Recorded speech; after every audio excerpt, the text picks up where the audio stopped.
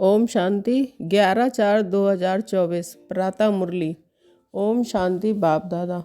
मीठे बच्चे, ये बना बनाया नाटक है। इस नाटक से एक भी आत्मा छूट नहीं सकती। मोक्ष किसी को मिल नहीं सकता। प्रश्न है, ऊंचे ते ऊंचा पतित पावन बाप भोलानाथ कैसे है? उत्तर, तुम बच्चे उन्हें चावल मुट्ठी दे महल ले लेते हो, इसलिए ही बाप को भोलानाथ कहा जाता है।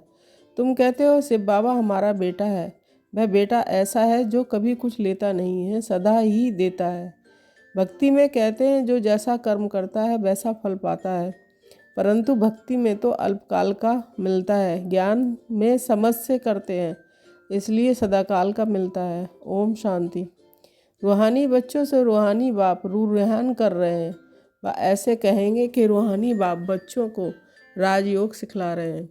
तुम आए हो बेहद के बाप से राजयोग सीखने, इसलिए बुद्धि चली जानी चाहिए बाप की तरफ। ये है परमात्म ज्ञान आत्माओं के प्रति। भगवान उवाच, सालिग्रामों के प्रति आत्माओं को ही सुनना है, इसलिए आत्माभिमानी बनना है। आगे तुम देह अभिमानी थे। इस पुरुषोत्तम संगम युग पर ही बाप आकर तुम बच्चों को आत्म अभिमानी बनाते हैं। आत्म अभिमानी और देह अभिमानी का फर्क तुम समझ गए हो। बाप ने ही समझाया है। आत्मा ही शरीर से पाठ बजाती है, पढ़ती आत्मा है, शरीर नहीं। परंतु देह अभिमान होने के कारण समझते हैं, फलाना पढ़ाते हैं। तुम बच्चों को जो पढ़ाने वाला है वह है निराकार, उनका नाम है शिव। शिव बाबा को अपना शरीर नहीं होता और सब कहेंगे मेरा शरीर। ये किसने कहा? आत्मा ने कहा ये मेरा शरीर है, बाकी वह सब हैं जिस्मानी पढ़ाइयाँ। अनेक प्रकार की उसमें सब्जेक्ट होती है। बीए आदि कितने नाम हैं, इसमें एक ही नाम है। पढ़ाई भी एक ही पढ़ाते हैं, एक ही बाप आकर पढ़ाते हैं और बाप को ही याद करना पड़े। हमको बेहद का बाप पढ़ाते हैं। उनका नाम क्या है? उनका नाम है शिव। ऐसे नहीं कि नाम रूप से न्यारा है। मनुष्यों का नाम शरीर पर पड़ता है, कहेंगे फलाने का ये शरीर है। वैसे शिव बाबा का नाम नहीं है, मनुष्यों के नाम पर ही शरीर पर है। एक ही निराकार बाप है जिसका नाम है शिव। जब पढ़ाने आते हैं तो भी नाम शिव ही है। ये शरीर तो उनका नहीं है। भगवान एक ही होता है, 10-12 नहीं, वह है ही एक। फिर मनुष्य उनको 24 अवतार कहते हैं। बाप कहते हैं मुझे बहुत भटकाया है। परमात्मा को ठिक्कर बित्तर सब में कह दिया है। जैसे भक्ति मार्ग में खुद भटके हैं, वैसे मुझे भी भटकाया है। ड्रामा के अनुसार उनके बात करने का ढंग कितना शीतल है। समझाते हैं मेरे ऊपर सबने कितना अपकार किया है, मेरी कितनी गलानी की है। मनुष्य कहते हैं कि हम निष्काम सेवा करते हैं। बाप कहते हैं मेरे सिवाय कोई निष्काम सेवा कर नहीं सकता। जो करता है उनको फल जरूर मिलता है। अभी तुमको फल मिल रहा है। गायन है कि भक्ति का फल भगवान देंगे, क्योंकि भगवान है ज्ञान का सागर। भक्ति में आधा कल्प तुम कर्मकांड करते आए हो। अब ये ज्ञान है पढ़ाई। पढ़ाई मिलती है एक बार और एक ही बाप से। बाप पुरुषोत्तम संगम युग पर एक ही बार आकर तुमको पुरुषोत्तम बनाकर जाते हैं। यह है ज्ञान और वह है भक्ति। आधा कल्प तुम भक्ति करते थे, अब तो भक्ति नहीं करते हैं। उनको वहम पड़ता है कि पता नहीं भक्ति नहीं की तब फलाना मर गया, बीमार हो गया, परंतु ऐसे है नहीं।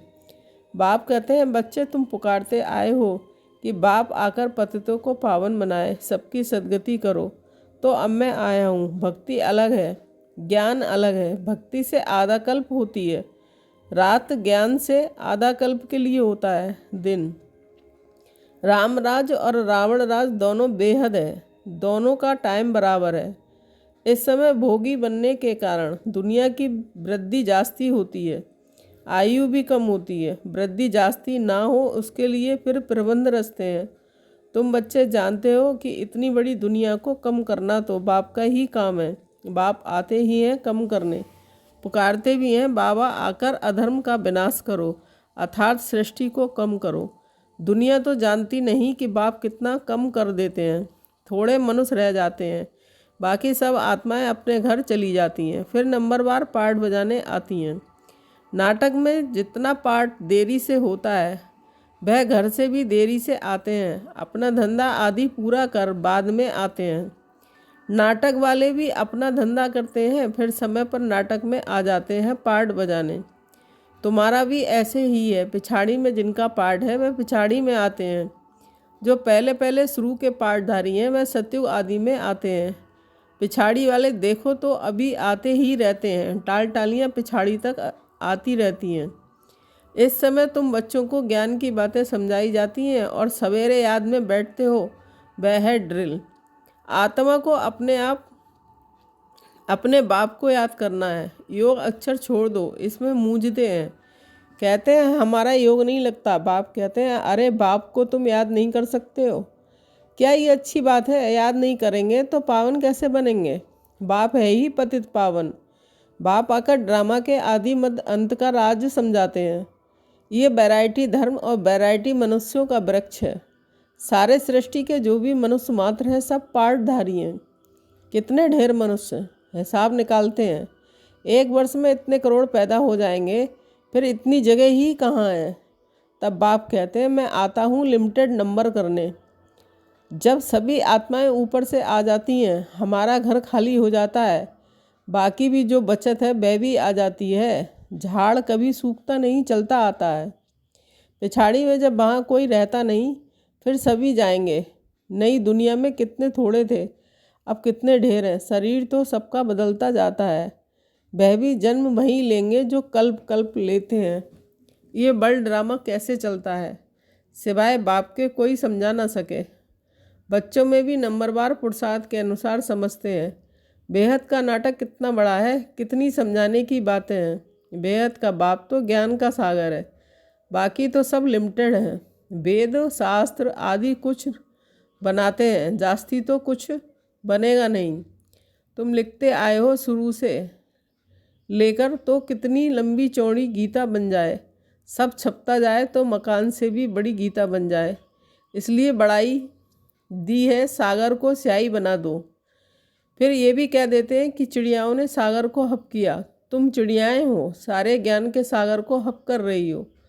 तुम अभी ब्राह्मण बने हो, तुमको अब ज्ञान मिला है। ज्ञान से तुम सब कुछ जान गए हो। कल्प तुम यह पढ़ाई पढ़ते हो, उसमें कुछ कम जास्ती नहीं होना है। कितना भी पुरुषार्थ करते हैं उनकी प्रारब्ध बनती है।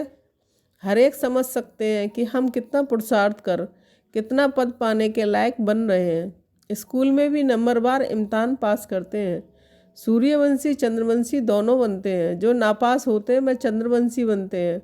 कोई जानते नहीं कि राम को बाण क्यों दिया है। मारा मारी की हिस्ट्री बना दी है। इस समय है मारा मारी। तुम जानते हो जो जैसा कर्म करते हैं उनको ऐसा फल मिलता है। जैसे कोई हॉस्पिटल बनाते हैं तो दूसरे जन्म में उनकी आयु बड़ी और तंदुरुस्त होंगे। कोई धर्मशाला स्कूल बनाते हैं तो उनको आधा कल्प का सुख मिलता है। यहाँ बच्चे जब आते हैं तो बाबा पूछते हैं कि तुमको कितने बच्चे हैं, तो कहते हैं 3 लौकिक और 1 शिव बाबा। क्योंकि वह वर्षा भी है तो लेता भी है, हिसाब है। उनको लेने का कुछ है नहीं, वह तो दाता है। चावल मुट्ठी देकर तुम महल ले लेते हो, इसलिए भोलानाथ है। पतित पावन ज्ञान सागर है। अब बाप कहते हैं कि ये भक्ति के जो शास्त्र हैं उनका सार समझता हूँ। भक्ति का फल होता है आधा कल्प का। सन्यासी कहते हैं कि ये सुख काकविष्ठा के समान है, इसलिए घरबार छोड़ जंगल में चले जाते हैं। कहते हैं कि हमको स्वर्ग के सुख नहीं चाहिए जो फिर नरक में आना पड़े, हमको मोक्ष चाहिए। परंतु ये याद रखो कि ये बेहद का नाटक है। इस नाटक से एक भी आत्मा छूट नहीं सकती है। बना बनाया है, तब गाते हैं बनी बनाई बन रही है। परंतु भक्ति मार्ग में चिंता करनी पड़ती है। जो कुछ पास किया है वह फिर होगा। 84 का चक्र तुम लगाते हो, ये कभी बंद नहीं होता, बना बनाया है। इसमें तुम अपने पुरुषार्थ को उड़ा कैसे सकते हो? तुम्हारे कहने से तुम निकल नहीं सकते हो। मोक्ष को पाना ज्योति ज्योत समाना, ब्रह्मा में लीन होना, ये एक ही है। अनेक मतें हैं, अनेक धर्म हैं। फिर कह देते हैं कि तुम्हारी गतमत तुम ही जानो। तुम्हारी श्रीमत से सद्गति मिलती है सो तुम ही जानते हो। तुम जब आओ तब हम भी जाने और हम भी पावन बने। पढ़ाई पढ़े और हमारी सद्गति हो। जब सद्गति हो जाती है तो फिर कोई बुलाते ही नहीं है। इस समय सबके ऊपर दुखों के पहाड़ गिरने हैं। खूने नहाए खेल दिखाते हैं और गोवर्धन पहाड़ भी दिखाते हैं। उंगली से पहाड़ उठाया, तुम इसका अर्थ जानते हो? तुम थोड़े से बच्चे इस दुखों के पहाड़ को हटाते हो, दुख भी सहन करते हो।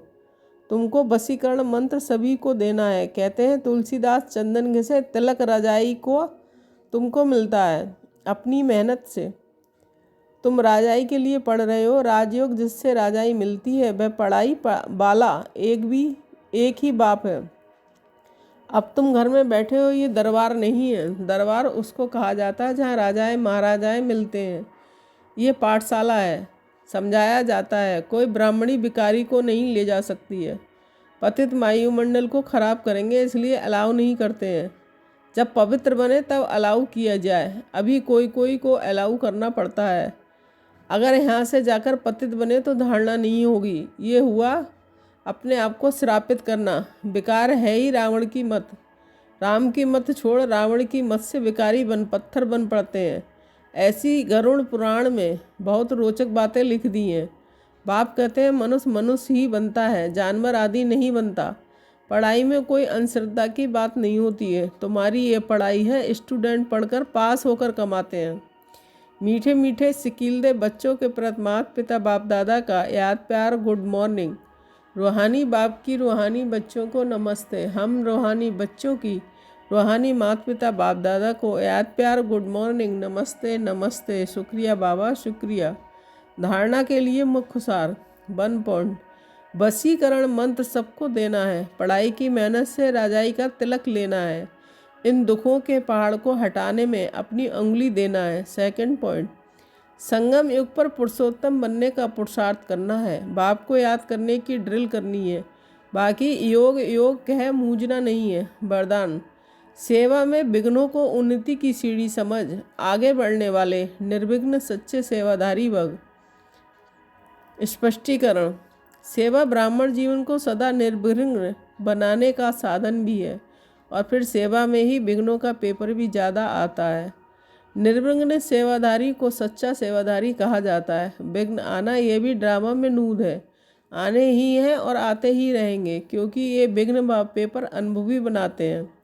इसको विघ्न ना समझ अनुभव की उन्नति हो रही है। इस भाव से देखो तो उन्नति की सीढ़ी अनुभव होगी और आगे बढ़ते रहेंगे। स्लोगन, विघ्न रूप नहीं विघ्न विनाशक बनो। ओम शांति।